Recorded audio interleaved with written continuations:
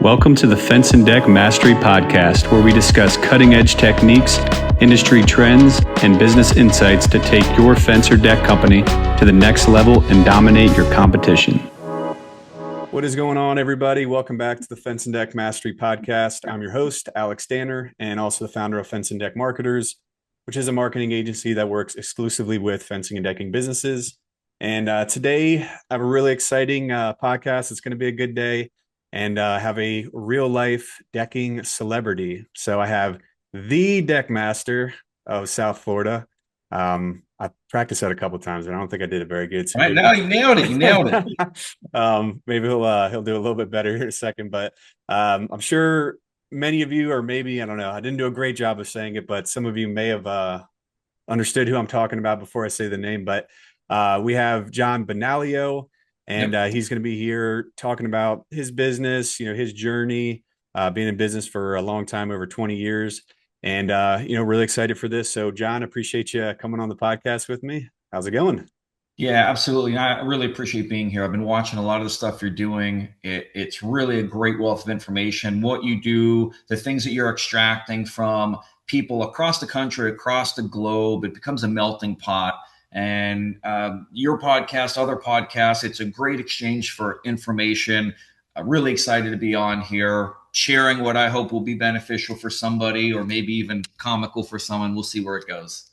Yep, absolutely. Yeah, Jon and I were talking about that before, just sharing information, being part of NADRA and things like that is always super helpful. But I wanted this podcast as a way to be what podcasts have been to me, where other people have shared amazing information. And I think it's just one of the biggest hacks of life. If you can be driving or at the gym or working, whatever, and just listening to the people you want to be like or want to learn from, whatever it is. So I get excited about all these podcasts because I don't think anybody's ever come on here and there hasn't been something that they've shared, even if they're not a hugely success, a huge company, but everybody's got these little things that have worked for them that might work for somebody else. So but I know Jon's going to have a ton of things, a ton of value that he's going to bring, just seeing the scale that he's grown the business to and how unique the projects that he's doing that are, for the most part, unlike I would say any other guests that we've had on here. So obviously I follow Jon on social media. I love his stuff. He doesn't take himself too seriously. So it's entertaining and fun to watch, and something I strive for, because I feel like in mine, I'm too serious. So need to be more like that. But anyways, Jon is gonna, we're gonna learn all about Jon and the Deckmasters of South Florida. So, we'll just get right into it. So, Jon, if you don't mind just kind of introducing yourself, I'd love to know kind of the backstory, maybe how things got started, maybe leading up to when you started the business or how you got into that.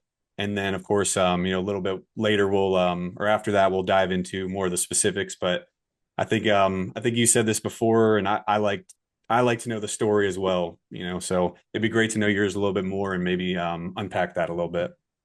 For sure. And just, you got to watch giving me the mic, because I'll just go until we run out of time. You're good. I can do this all day. Basically, Deckmasters was started in 2001 by my almost father-in-law. I call him my father-in-law. It was an almost. It was a marriage thing. It didn't work out. And he started in 2001, tried to get me involved in the business. I had a lot of other things going on. I've had an insurance agency. I had a roofing company. I was in a mix of a lot of things. And at some point, I saw the potential, and this is not far out, this early 2000s, saw the potential for Deckmasters, where it could go, the financial attractiveness of it. And so I finally made the jump. And when I did, Deckmasters had no advertisement, so to speak, no website, operating from the yellow pages, Rolodexes on the desk, very mom and pop type of thing.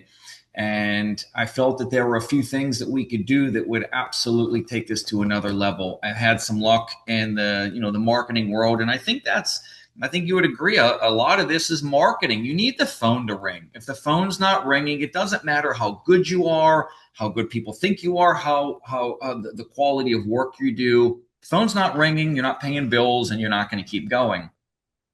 So just some quick things we did, building a website. Still haven't advertised. A lot of people are very amazed by that. In 25 years, the all the advertising that's ever been done is one mailer to one specific neighborhood in Florida, targeting a neighborhood. We've never advertised, and that's kind of a big thing as I now tout that is not advertising, and we'll get into that in a minute because that's kind of challenging. How do you not advertise and have a lot of work? So, I mean, for a long time, we were just another contractor. And I realized that the guys building real businesses, they weren't thinking that way. At some point, you realize from the clients, the jobs, the dollar amounts, we weren't just building decks. We needed to build something big. And I always say, fake it till you make it. You hear that expression, but what we've built is a business around catering to some of the luxury market we have in South Florida. Everywhere has that pocket of blue collar town, blue collars, and then maybe your upper echelon. In South Florida, we have a lot of that. We started heavily marketing through my websites to that upper echelon, that homeowner that is not so concerned about the price tag, more so the inconvenience of you being on their property. When can it be done? Some people don't ask us what it costs because they just simply don't care. It's not a factor in their life. So at some point, kind of stopped thinking like a contractor and started thinking more of a brand. Uh, Leaned into hardwoods, leaned into the synthetic decking. There's a lot of guys that do the hardwoods, a lot of them that don't do it very well. That kind of became our niche business, and the phone really started ringing from there and just hasn't stopped. Gotcha. So you said, so you did update this. You mentioned the websites. You were updating something on there related to the hardwoods and things starting Yeah, up. I don't Okay. I don't want to give it, all away because part of what I do is I mentor a select group every so often on some of my marketing strategies. But I'll just say through some of my websites, I own quite a few. They became my marketing strategy because most people find out about me either through a referral, some on Instagram. Mostly, I build for large builders across the state of Florida. It's a tight knit group. We really had some more good luck than good planning in getting into a few jobs. And as a result of those jobs being successful, we routinely get called back by major construction companies. That's part of the reason of not needing to advertise. Every business has that peak and valley going on, and for the better part of the year, we stay booked out 2 months. Right now, I'm booked out 4 months. I couldn't take another job on if I wanted to, and a lot of people wonder how that can happen. I'm starting to share that with people, but it's one of those secrets I don't want to get out yet. But it's mostly through websites, being the best at what you do. Our customers. Uh, they have a they're used to getting what they want when they want it, and you have to show up and Yeah. perform. It goes back to a lot of things I tell people. I see some of these deck builders out there, and I don't knock this in any way, but my customers aren't looking for somebody to show up in a beat up pickup truck, some work boots, a ripped pair of jeans, and a wife beater. That's not my customers. I have to present myself for what they have in their mind, what they want to hire. We try to execute that. And I think as a result, we've gotten some very high profile jobs, celebrities, athletes, ball players, Victoria's Secret models, and decks up to $2 million. Nice. Yeah, it's interesting you said that. Actually, I was talking about this on another podcast, but those I tell clients this all the time too. Because not everybody's got a different niche, I guess. Some are doing the huge projects, some are just doing, I would say probably just call it a big project if you're only going after, 6 figure plus. But what you're Sure. doing is a whole other, ball game. But even those 100 plus, if that's like the norm, those kinds of people expect urgency. But I would love to know kind of what you feel like. Is there anything extra unique about the people that are doing 7 figure projects? Those are the ultra wealthy, not just the wealthy. Anything different you've noticed that's kind of surprising there or anything like that? So, one of the things that surprises, I think, a lot of people when I show up, or they see the stuff online, or show up in shows, and I'm wearing some of the things that I wear, some of the bright pants, the shoes, or whatever it is. But those are what my customers want to see, and that's a little bit against the grain from some of the other guys you see on the internet that have got the tool belt on and they're swinging a hammer. But it's hard to build a multi-million-dollar business swinging a hammer. And some of them I think are trying to do it. I don't know how you could possibly do it. I feel like I barely hang on some days. And there was a day that's what I did. I built decks. I had the tool belt on. It wasn't that many years ago that I was building them myself. But how do you grow? It's not behind the hammer, not behind the screw gun. And so marketing to these high net worth clientele, they have a perceived notion of what they want. You're asking about, is there anything different there? Is that the customers that I have that are in that realm are on a little different level. Most of them don't live here. I work with their house manager. They might live in Europe a quarter of the year, Switzerland in the other quarter of the year, on their yacht another quarter. Things that most of your average deck builders, like in Minnesota, might not be happening, right? Life's not, Pittsburgh is not, life's not like that in Pennsylvania where I grew up. But here, it's the normal. And these people want to have the least inconvenience as possible. They always call around some sort of holiday. Hey, it's New Year's in 2 weeks. I want 1,000 square foot deck built. I need to make it happen. I don't care what it costs. Those are the calls I get. The Seminole Tribe of Florida is one of my largest customers. That'd be my largest customer with all the hard rock properties, the guitar properties. They're not asking what it costs. They want to know how quick can it be done to inconvenience their guests the most. So it's a little bit different world than your average mom and pop backyard, deck. Yeah. Is that something well so these leads are referrals? I mean, I'm just curious, like answering the phones, getting back to them. Is there anything that you've really made a priority to get back to leads? I mean, is there anything like that where it's just you got to be on the Yeah, ball because they are likely to move on to someone? I don't know, because you have the brand, people know about you, so I'd love to know that balance, people I guess. people would be surprised to know that I turn down more jobs every month than I accept, because at some point you have to figure out, and I've heard people talk about this on other podcasts, your threshold. We can only do decks at this. 8 years ago, you called me up for a $15,000 deck. Oh, amazing. I can't wait to do it. Yeah. There comes a point where you know what it costs to run your business. You have a little higher standard. We have great equipment. We pay our carpenters extremely well. And, as a result, we charge more. I tell people when I meet them, I'm probably going to be the highest quote you get. I want you to know that right off the bat. It sets an expectation. Most of these customers are okay with that. Also, a lot of people are surprised to know for running a fairly large company here, at least for us here in Florida, we might do on a bad year, 3-4 million, on a good year, more than that. And people were surprised to know that I still answer the phone. My phone number, my cell phone number is on all my websites. It is a large amount of calls I get, but I want to quickly be able to qualify those individuals. Probably the first 30 seconds, I qualify the individual to see if it's a good fit.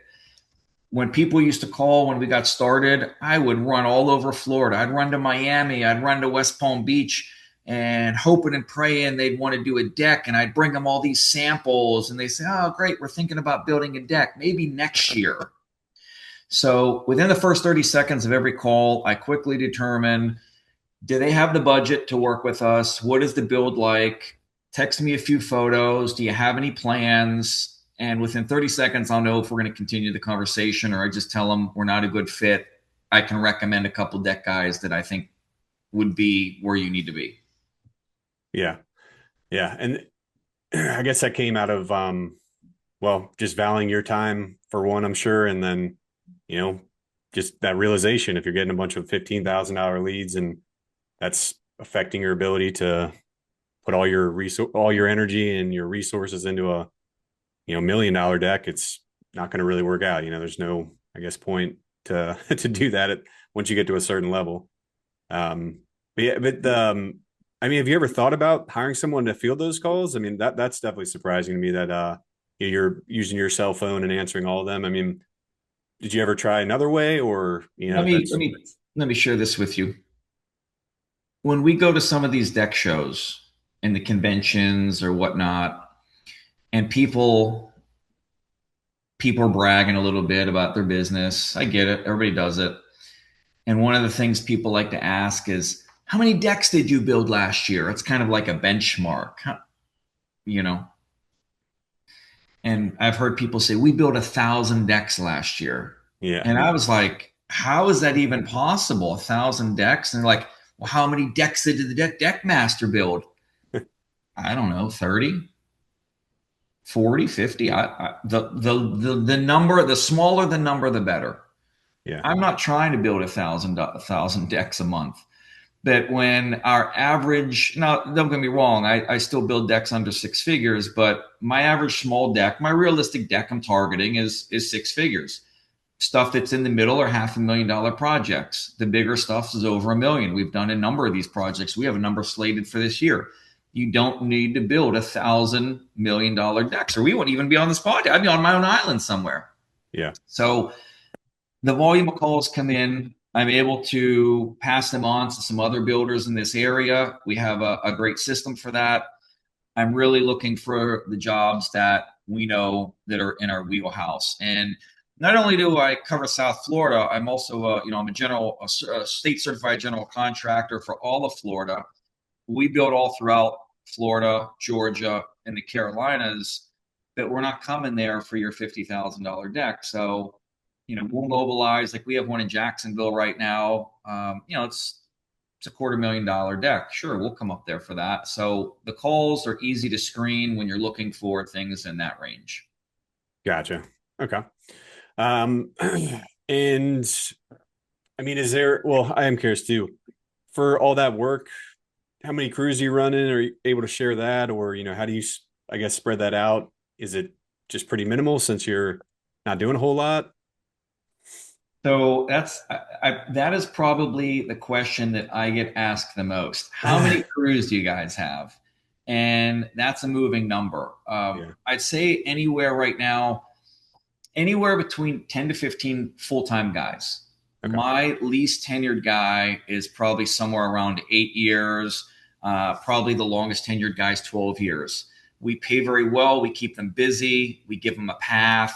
And I think one thing that I'm most proud about is watching these guys build their lives. First time car buyers, first time homeowners, things like that. And that's where the real value is for me. Um, and we have the ability we've built relationships around the state of Florida. For instance, I do a lot of work in Clearwater. Clearwater is a 4 hour drive. It's where the Nadra event is, Yep. and we built a lot in Clearwater and Tampa. I have built relationships with deck builders there that I trust. That when we have a large job, one of the one I won the last award on here this past year, I needed 20 guys. And so I interviewed some deck companies in Clearwater and was able to take those on, make them my employees for the duration. I think that total job was somewhere around 6 months. So I have 3 or 4 of my guys in there as project managers. I have some great deck builders in the area that we've been using for some time. And that's been a way to be able to really scale across the state. It's tough when we go to Jacksonville, when we go to Sea Island, Georgia, or the Carolinas. It's taken a while to build those relationships, figure out what your costs are going to be to house people, the travel costs that all have to be built into the job. But when you're dealing with jobs of a little bit larger scale, those costs are kind of insignificant. So that's really been a big factor, is building those relationships. It's taken years to do, and we're still building relationships. We are, and you're actually the first person besides a few people close to me. We're actually looking at the expansion into Texas and LA. And it'll probably have to be the same principle. And again, it goes back to the marketing, making the phone ring. And we'll probably get into that in a little bit, but the marketing is the secret. I could I could have deck building businesses all over the United States. As long as I get the phone to ring and I have guys to do it, we can make it happen. Yeah. Yeah, that's interesting, especially going to markets like that. So that's kind of what you would do. You find, you I guess it sounds like you have the relationship with big builders that allows you to expand, sounds like into premium markets. And then you are able to get some people that you trust to help you build them, even though you're located in Florida. Oh yes, and a lot of people that call from Clearwater, they say, "Well, you live in the West Palm Beach area, South Florida. How do you do this?" That's why we do it every day. We've been doing it for years. It's taken a while to get those relationships going, and even further when we do expansion, it's just a matter of if I move into the LA market, which we're really looking at. I mean, the Deckmasters of the South Florida areas is doing well. I'd like to have a presence in LA. I think the whole vibe, we could move right out to LA and it just be making those relationships. If I have enough jobs, you're going to find the people that want to do them.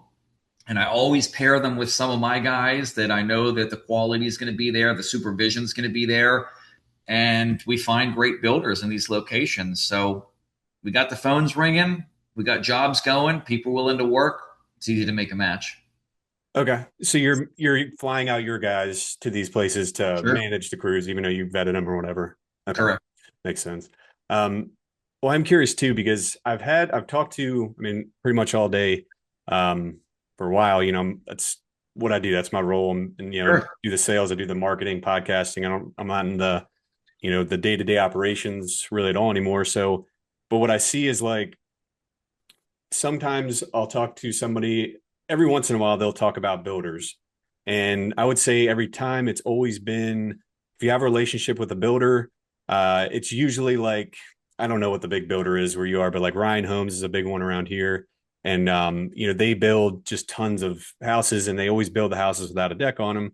So they use these companies to build, usually it's your standard, like, 20-foot wide deck or something like, it's nothing major like you're doing. So the thought has popped in my head. Are you then only willing to work with builders that are these luxury builders, the ones that are doing these huge houses, because that's when these luxury products are going to follow? Or I don't know, do you end up having to limit that, who you would work with? So right now,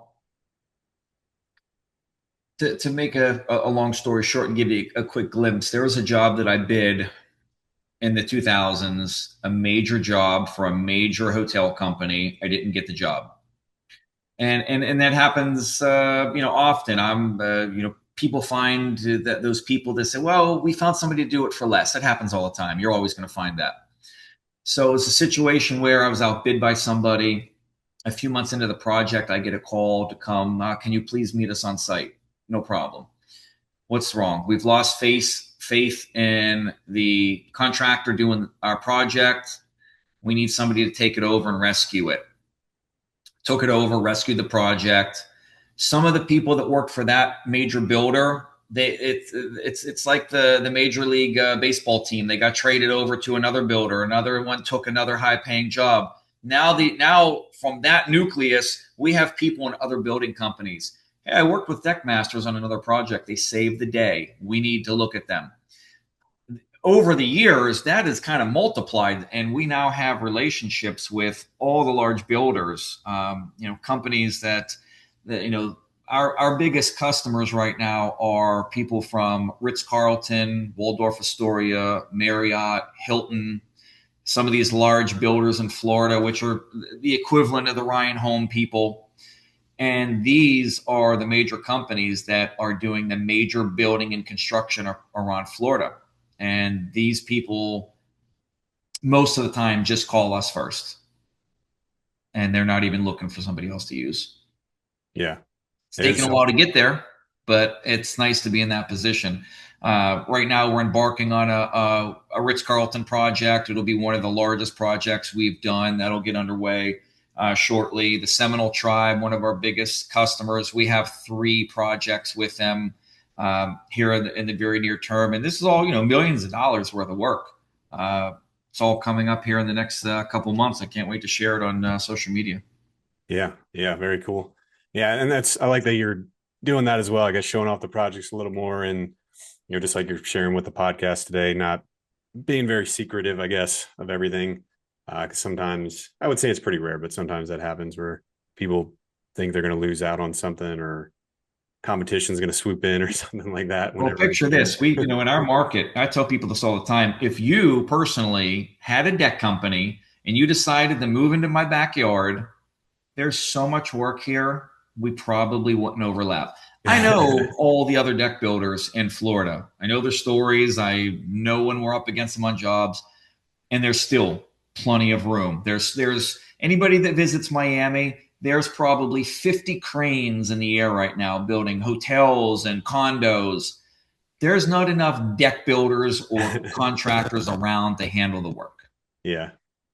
Yeah. Yeah. I mean, in Florida, everyone's going there. I mean, it's even crossed my mind. I know we won't actually do it, but like a lot of good things about it. I think I was reading some of that the other day. I think it's the number one state people are moving to.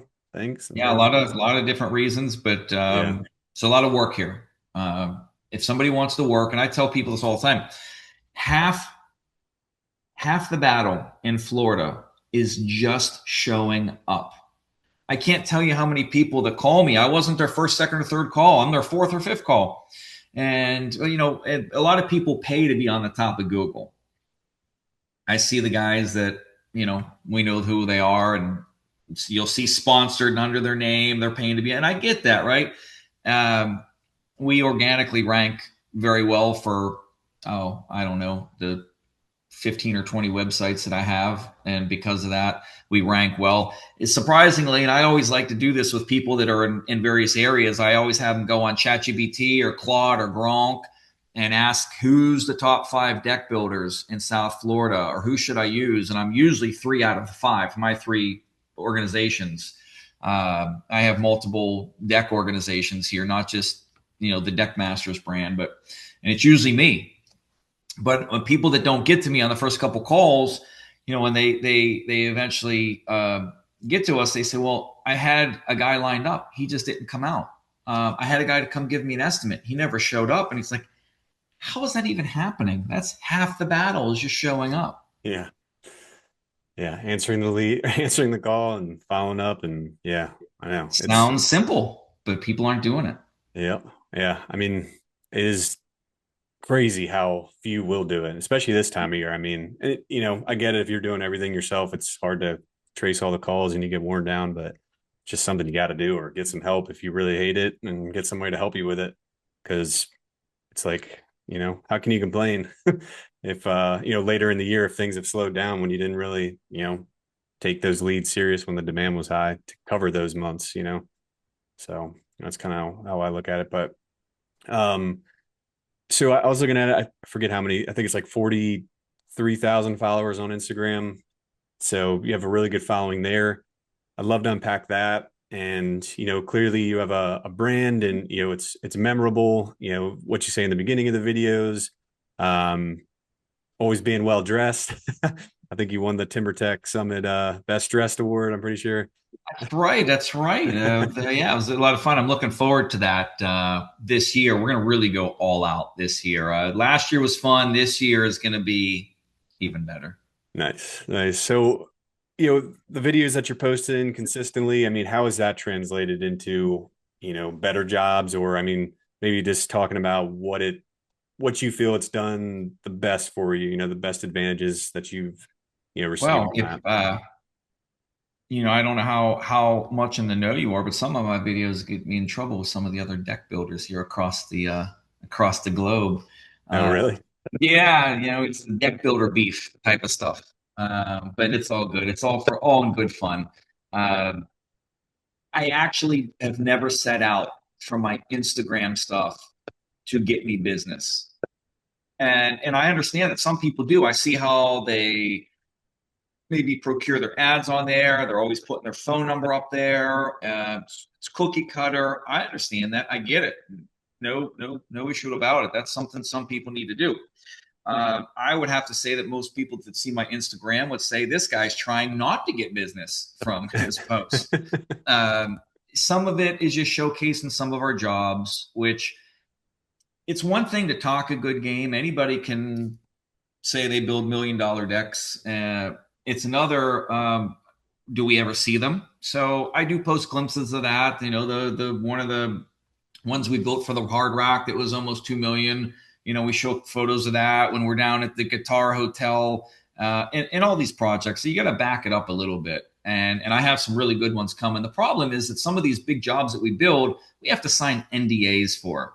We Yeah. just over the past couple months did some for some key figures that anybody in the world would recognize their names, but they don't want you filming where they Right. live, their project. Right. And I get that. And that's part of the reason we're able to sometimes get the call for some of these people. Yeah. But you know, the videos, and some of them, I don't know how far you've watched back, but some of them are just me kind of making light of some situations. I see a lot of builders on Instagram where, you know, everything needs to be celebrated. They got a hammer, they tap in a nail, they're looking for the trophies. And I don't know if you've ever seen anything like that, but now that maybe I mention it, you'll see it. Somebody screws in a screw, and everybody's clapping. You know, well done. So we've kind of made some parodies of that. You know, I have some of those ideas where, you know, we put a level on something. I mean, sure, isn't every job supposed to be level? Some people take it to a new height, celebrating that their deck's level. I just think that that's probably the way you should build it. So we've had some fun with some parodies. Not everybody likes it. Certainly, some of the mail that I get, their DMs I get, people express their displeasure in my videos. But if you don't have those people, I mean, they're the ones that are watching. So we do a little bit of a mix of showing people our brands. Plus, we have some deals with some suppliers or manufacturers that we showcase their product. Some of them have really good partners. You know, I don't know if you can see it back here. I got my always on my Timber Tech, my Fasten Master, my Decks and Docks. People that I routinely call out in my videos, they have been great partners. You know, I think you see this a lot on the Instagram where people have become almost like it's like looking at a guy that races NASCAR, and you look on his fire suit, and it's got every patch you can imagine from somebody willing to give you some money. And I think a lot of that's been going on. And I get it. I'm not here to knock people how they make their money. It's just we don't need to do that stuff. We have good suppliers. They've given us support. We either get to the shows or people have some sort of reciprocal relationship, and we try to highlight that. But I don't expect anybody to look at my videos and call me. Interestingly enough, I probably have 3 commercial properties we're doing right now, and I ask everybody, "How did you find me?" Probably the number one answer is we asked one of the chat bots, ChatGPT, Gronk, whatever the other one is, and they said we should call you. And one of the other, probably number 3, is we saw your Instagram video and thought you were the person we needed to call. And I was like, I don't even know how to take that. Is that good? Is it because you like to work? You like maybe the flair of the clothes, the funny pants, the attitude? I don't know what I have no idea why somebody would call me off Instagram, but it happens. Yeah. Yeah. And so it's interesting the ChatGPT take of it. So is that something have you been working on that to get rank better there? Or I mean, is it just you've seen it just work out? I wouldn't have the slightest idea what it would take for any of those chatbots to recommend me. But while you're doing that, if you whenever you look at your phone, I mean, if you have one of those chat things, you should ask, say, who's the top 5 builders in South Florida? I'd be so curious what they say. Yeah. Yeah, that's interesting. See, that's pretty consistent. I mean, that's more than what you get from like the website on Google or So I would say that 95% of the leads that I get come through my websites. I have, I don't know, probably 20 websites, something like that. oh And wow. they're all built for specific reasons, specific marketing, specific brands. All my phone number. I have people that will visit one of my websites for that I market to one thing, and then they'll find my website for another. They call my number. They don't know it's me. And they ask for a quote on the first call. 5 seconds later, they call me on my phone again, but they think that it's 2 separate companies. they ask for another quote. Sometime I'll get like 5 calls like that, and people are just quote shopping. But all these people that visit my website, they fill out a contact form, and those leads come to my inbox where they're sorted, vetted. Initial calls are given. I really got to be appreciative of TimberTech. The leads that come through from TimberTech's website, being a platinum installer, we get leads, and sometimes I call them up and I was like, you got to take a break. I don't like, you got to let some of these other deck builders have some leads. I don't know if you do or not, but, and we've built so many jobs from those TimberTech leads, and, it's just a part of being the platinum installer and, being in the circle there. TimberTech has been an amazing partner. I was talking about my guy, Dom from TimberTech. Oh yeah. He's, we talk often, and then that stuff. I don't know if you know how it works everywhere. Here in Florida, we have what's called Parksite, which they buy from TimberTech, and then Parksite sells to a company like Decks and Docks, my local supplier.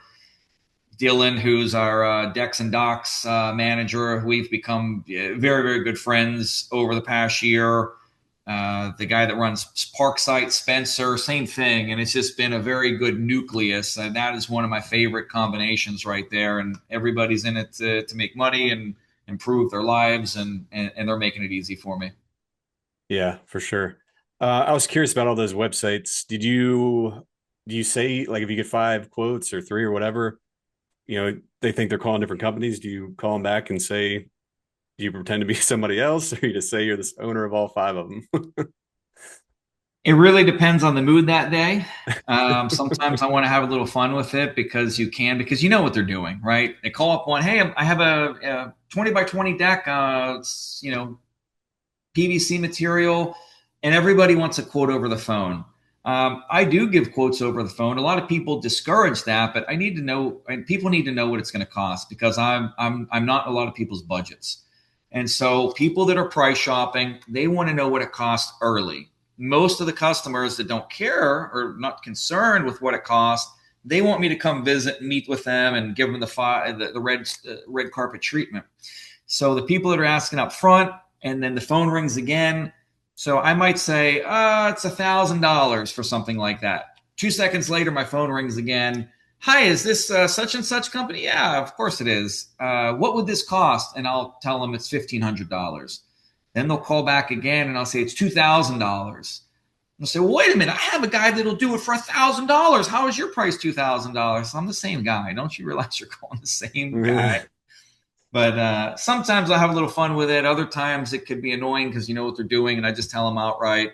Or I'll look at my inbox from all the messages, and you'll see 5 emails in a row where they hit all my different websites asking for the same exact quote. They just copied and pasted the same information, and I'll just let them know I'm the same person. Yeah. Yeah, I could see having some fun with that, or I don't know, using a different But accent or something like that. I do like the fact that they are finding my websites more than they're finding anybody else's websites. So they're contacting me, and that's all how they're sitting on Google, ranked for different keywords. So I guess on one regard, it's good because, and that was the intention.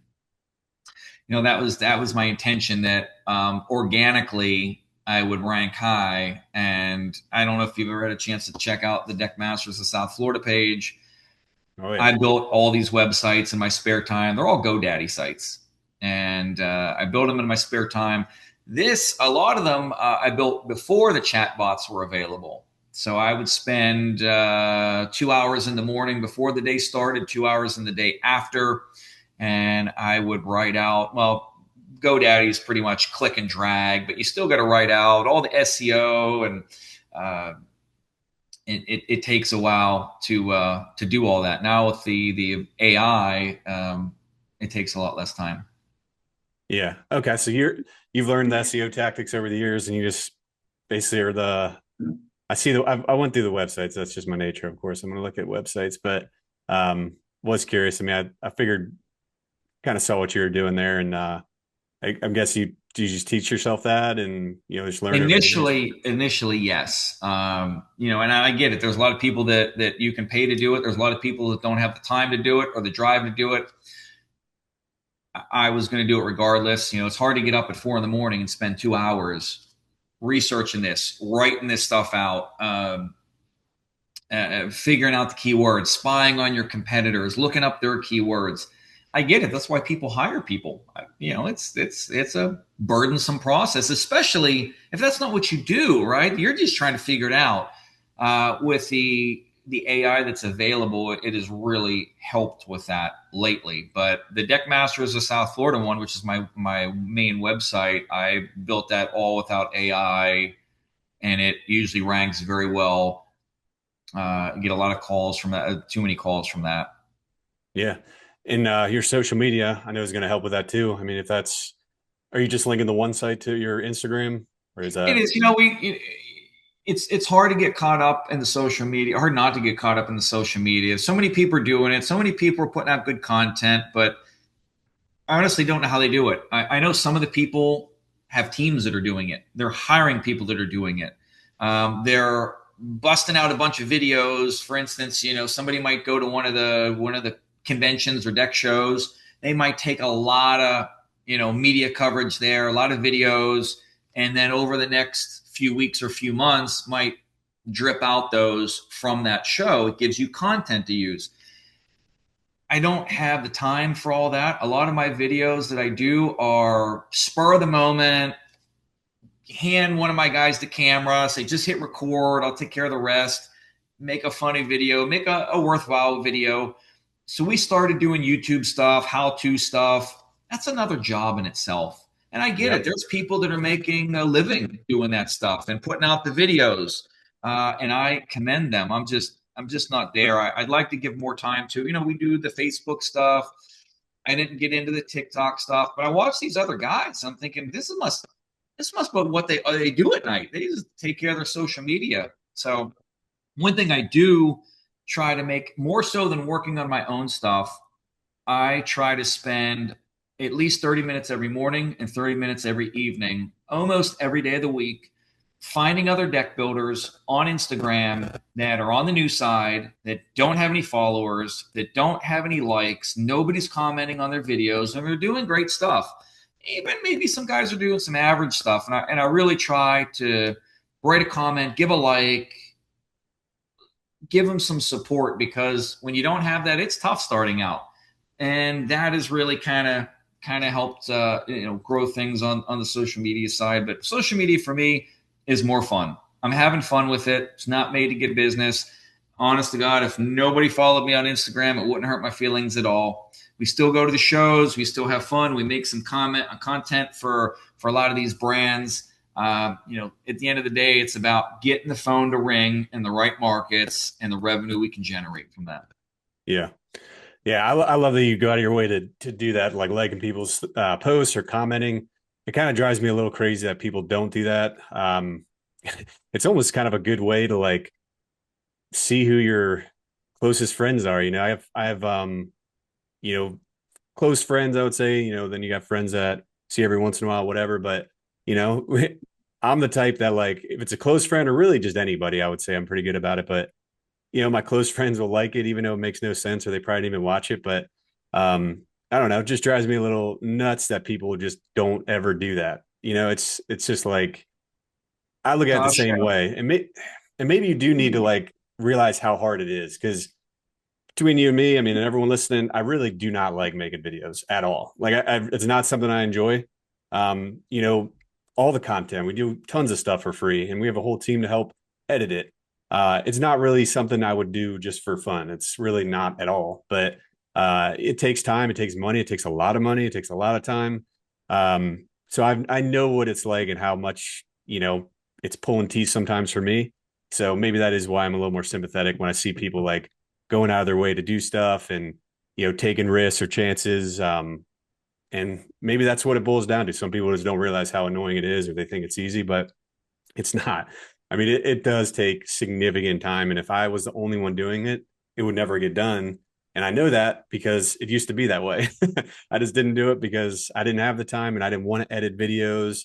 Now I've made it so like we have a great team where I just make the video and I pass it to them and they do the rest, and that works for me because I don't really, I'm not huge in terms of enjoyment from it, but Anyways, just wanted to, give you kudos or whatever for doing that because I sometimes think people need that and they give up on it too easy because there's like nobody's paying any attention to this. Something I'll add is just the way, and I try to do that, and I spend a lot of time doing it because I enjoy doing it. I get to see what a lot of these up and comers are doing, and they're getting some feedback, and as a result, they might get some people from my end that follows them. And there's also the people that above you. I'm sure people that you know that got the bazillion followers and king of the castles, and they are great builders that I've been following. I make sure that I visit their sites, like their stuff, comment on their stuff. And if you had to, if arguably whoever, if we took a vote on this and we just said the top five people that are up there at the echelon, starting from the king and then everybody down, I routinely try to check their pages out, like their stuff, show support. But I can tell you, it doesn't flow the other way. Yeah, yeah. I don't know. Yeah. I guess you'd have to do a little research on why that is, but yeah, I mean, I don't know. Anybody listening, just start liking stuff. Just give some Everybody love, needs to love, right? Yeah, exactly. I mean, you know, just recognize it's hard to make this stuff and keep people going. And at the end of the day, give some encouragement because maybe their stuff's not great now, but a little bit of a push or a comment keeps it going, and that keeps the industry higher as a whole. Because there aren't many people doing it. Like I don't have anywhere close to as many followers, and that's because my stuff's probably a lot more boring. But if we all want the deck industry to get better and bigger, everyone's got to do some kind of part. So it helps when like or comment stuff. Not saying mine, just anybody's. He said he. I like going to these shows, around the country, the IBS shows, the JLC. We're heading out to Futurescape, which has been an up and coming show. Be out there, I think, for my birthday weekend, and you get to meet a lot of people that I wouldn't dream have seen any of my content. And they come up to you because I usually wear some kind of checkered or plaid looking pants, and they might not exactly know me, but they know the pants for some reason because it's the lasting impression. And you meet these people from all over, and hey, I saw your video, or I like what you do, and yeah, it's just nice to hear somebody say that. And you get to interact with a lot of these people around the shows, and even the top guys, they're very active at these shows, and so it's good for everybody. Yeah, yeah, for sure. Okay, well, we're getting kind of towards the end here. I want to be conscious of your time, but I getting go back. all day with you. Yeah, I know. I know. I mean, it could literally go on could be a Joe Right, Rogan type for episode. sure. um, I mean, I love that we cover the social media, and I feel like we hit on a lot of good things there. But I guess I have no way of knowing the spread of like, what level people are at with their deck business or fence business, whatever. But I would guess, probably a significant portion are younger generations and not as established, since it just tends to be that way with podcasts. But anybody, or I guess any advice that you would give to somebody that's trying to work their way up, thinking about what it was like for you in the very beginning, like you said you're swinging the hammer, any kind of Yeah. lessons that you learned that you're like, these would be the things that I would do or focus on versus trying to, go at every shiny object. Yeah, let me give you maybe just a few that come to mind real easy for me is I don't compete on price. There's somebody always going to be cheaper. If you're trying to win on price, you'll probably lose eventually. I compete on what I can actually deliver. Not everybody can do the high end work. I believe in picking a lane. I think specialists win. People trust experts. If you try to do everything, you end up competing with everybody. For me, relationships matter more than people think. Suppliers, manufacturers, um, if they trust you, they'll feed you the opportunities, and that's been big for me. And trust takes time. For a lot of people, maybe they had that instant success, but for the Deckmasters, taking a long time. But once you have it, it compounds. I also think that your reputation is your marketing. Bad work spreads real fast. One bad experience can travel faster than 10 good ones, and word of mouth for me still wins, especially on the high end. I tell people all the time, hustle isn't enough. Hustle gets you started, but it'll burn you out And that's why you got to rely on systems, and you got to grow your systems. When I get overwhelmed, I don't take on more work. I raise my standards and pricing. That better positions me with clients. I work on focusing on doing things better, and volume for me isn't the goal. Yeah. I like that. I like that a lot too. The pricing. Nobody does that really. It's like you just hire more crews or you get somebody else to help with the I work. won't do But it. yeah, you got to think about raising your prices. I mean, that's what every expert, John's saying this. He's definitely not alone. I think just about everybody. And quite honestly, it was tough for me to do and scary to do. But I've gone down that route. Maybe not as much as I should, but Let me tell you real um, quick how I figured that I yeah, should raise my prices too. I was out at the Timber Tech Summit. It's one of my favorite spots of the whole year. In all these shows, you talk to people and you ask people, "What are you charging around? In your market?" And people are telling me prices that some of them run double what I charge. And I just realized that I'm not charging enough. I'm getting too many jobs. Too many people are saying yes. So you might lose some customers, but the customers you gain are going to be of a different quality.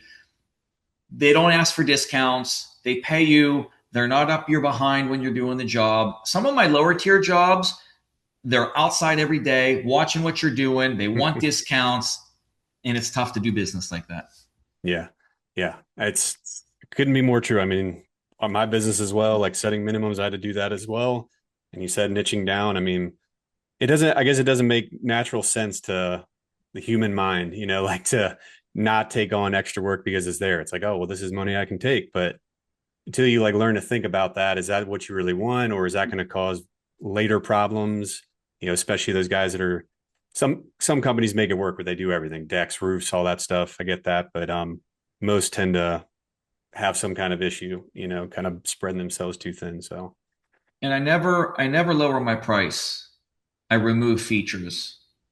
Once I give somebody a price, I'm not going to say, well, I could do it for $2,000 less, because why couldn't you have done it the first time for $2,000 less? yeah, yeah, yeah. So we just start removing features. Yeah. And do you like go down on like maybe you're doing timber tech, like a lower quality board or anything like that? Is that something you'll kind of throw in Yeah, the there's, table? I mean, and everybody watching this show knows, every deck builder knows the ways that you can cut corners. And it's a big thing in South Florida. A lot of unlicensed guys, a lot of people that don't have insurance. These are the guys that are outbidding you. These are the guys when somebody says, I have somebody that can do it for half of what you can do. Well, yeah, it's these guys.